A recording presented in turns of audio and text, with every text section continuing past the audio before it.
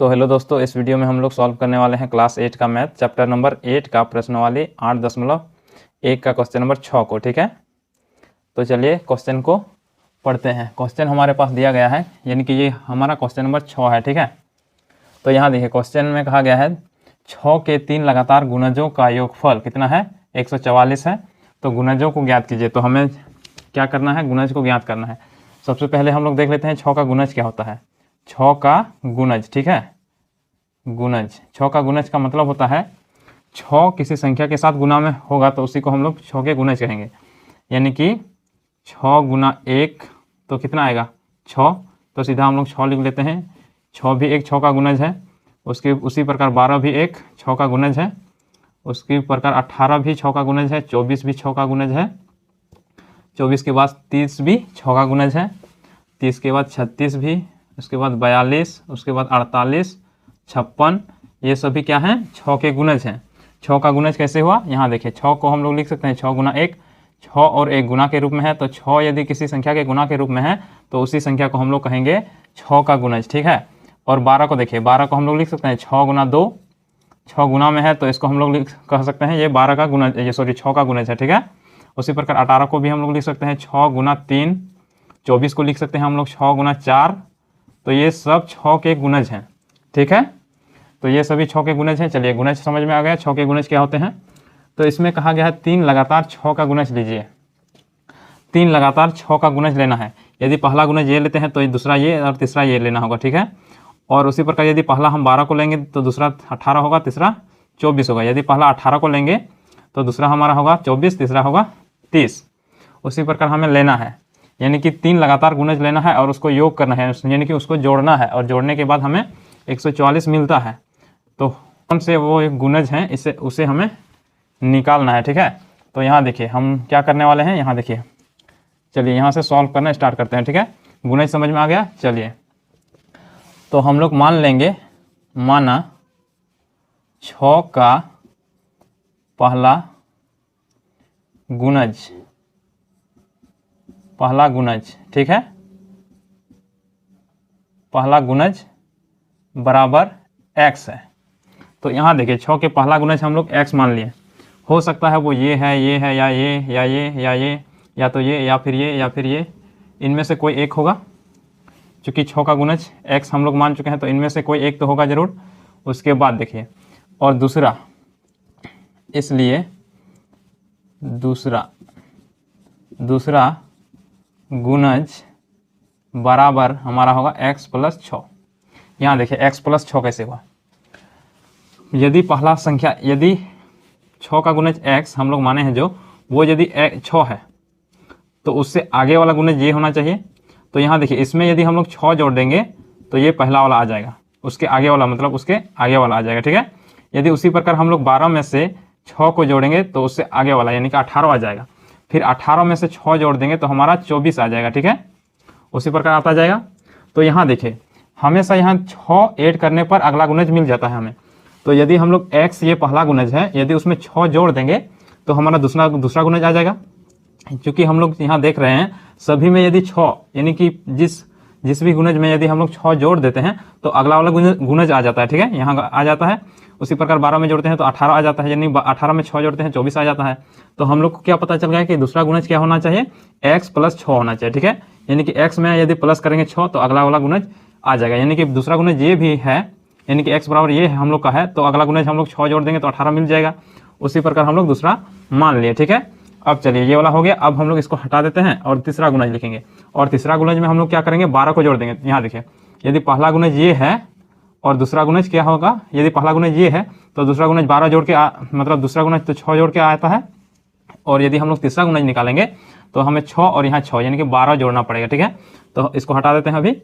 और यहाँ देखिए तीसरा गुणज, चलिए इसको हटा देते हैं। और तीसरा गुणज बराबर क्या होगा, x प्लस 12। चूंकि हम लोग देख चुके थे 12 कैसे हुआ। ठीक है, चलिए अब हम लोग इसे सॉल्व करने वाले हैं। तो अब हम लोग क्या लिखेंगे यहाँ, प्रश्न से, यानी कि प्रश्न में जो कहा गया है उसके अनुसार। प्रश्न में हमें कहा गया है 6 के 3 लगातार गुणजों का योग 144 है और हमारे पास हम लोग मान चुके हैं क्या, ये है हमारा 3 लगातार 6 के गुणज। तो इसी को हम लोग जोड़ेंगे और हमारे पास 144 आएगा। ठीक है, तो प्रश्न में कहा गया है x plus 6 plus x plus 12, इसे जोड़ने के बाद हमें कितना मिलता है, 144 मिलता है। तो यहाँ देखिए, इसको यदि थोड़ा हम लोग सॉल्व करें तो हमें एक क्या मिलने वाला है, एक चर वाली रेखीय समीकरण। ठीक है, और अगली वाली वीडियो यानी कि प्रश्नावली 8.1 का क्वेश्चन सॉल्व करते समय, यानी कि पहला नंबर क्वेश्चन नंबर सॉल्व करते समय हम लोग देख चुके थे कि एक चर वाली रेखीय समीकरण को कैसे सॉल्व किया जाता है। ठीक है, उसी प्रकार हम लोग सॉल्व करेंगे इसे। तो यहाँ देखिए x, और इससे हम लोग ब्रैकेट हटा देंगे तो हमारे पास आएगा x प्लस 6, और यहाँ है प्लस, और इसमें से भी हम लोग क्या करेंगे, ब्रैकेट को हटा देते हैं। ठीक है, तो हमारे पास आ गया ये। अब यहाँ देखिए समान पद को इसमें जोड़ते हैं, तो ये देखिए x x x, ये समान पद, तीनों समान पद है, तो इसको हम लोग आपस में जोड़ देंगे। तो 1 2 3 यानी कि 3 ठो x है, तो हम लोग क्या लिखेंगे, 3x। ठीक है, उसके बाद यहाँ प्लस, और ये है हमारा 6 और 12, इसको भी ये भी समान पद है, चूंकि इसके पास वेरिएबल नहीं है, यानी कि ये अचर पद है, तो इसको भी हम लोग जोड़ लेते हैं। तो 6 और 12 कितना हुआ, 18, और इधर हमारा है 144। ठीक है, चलिए अब हम लोग क्या करेंगे, यहाँ देखिए ये इसके पास चर नहीं है, तो चर को हम लोग कहाँ, राइट साइड यानी कि इधर ले आएंगे। ठीक है, और हमारे पास इधर रहेगा 3x, और ये बराबर यहाँ आ जाएगा, और इसको हम लोग इधर ले गए। और यहाँ ध्यान दीजिएगा, यदि ये प्लस में रहेगा तो उधर ले जाएंगे तो ये माइनस में आ जाएगा। ठीक है, ये वाला आ गया। चलिए अब हम लोग 144 में से घटाएंगे 18 को, यहाँ लिख लेते हैं 3x इक्वल टू, घटा देंगे तो ये आएगा 12, और 3 में 2 गया तो 4 में 2, यानी कि ये हमारे पास आ जाएगा। ठीक है, यदि हम लोग इसको घटा रहे हैं 144 को 18 14 6 आ रहा है यहाँ। ठीक है, 6, उसके बाद यहाँ हमारा 3 है, तो 3 में 2, 126, तो हमारे पास कितना आ रहा है, 126। और यहाँ देखिए 3 इधर किस में है, x के साथ गुना में है, तो ये किधर जाएगा, इधर जाएगा, तो किस में आएगा, डिवाइड में, यानी कि भागा में आ जाएगा। तो हम लोग क्या लिखेंगे, 126 भागा 3, और x इक्वल टू हम लोग यदि इसको भाग दे देंगे तो 3 4 12, 3 दूनी 6, यानी कि x इक्वल टू हमारे पास कितना आएगा, 42। तो यहाँ देखिए x हम लोग क्या माने थे, 6 का पहला गुणज, 6 का पहला गुणज क्या है, x है, और x इक्वल टू हमारा कितना आया, 42 आया। तो दूसरा गुणज क्या होगा, 42 के आगे क्या होता है, 42 के आगे 48। ठीक है, यानी कि 6 का गुणज 42 के आगे क्या होता है, 48, और 48 के आगे 56 आता है, यानी कि हम लोग दूसरा गुणज इस x जो हमारे पास 42 है उसमें 6 जोड़ देंगे, और तीसरा गुणज के लिए उसमें 12 जोड़ देंगे। ठीक है, तो हम लोग यहाँ लिख सकते हैं, अतः पहला गुणज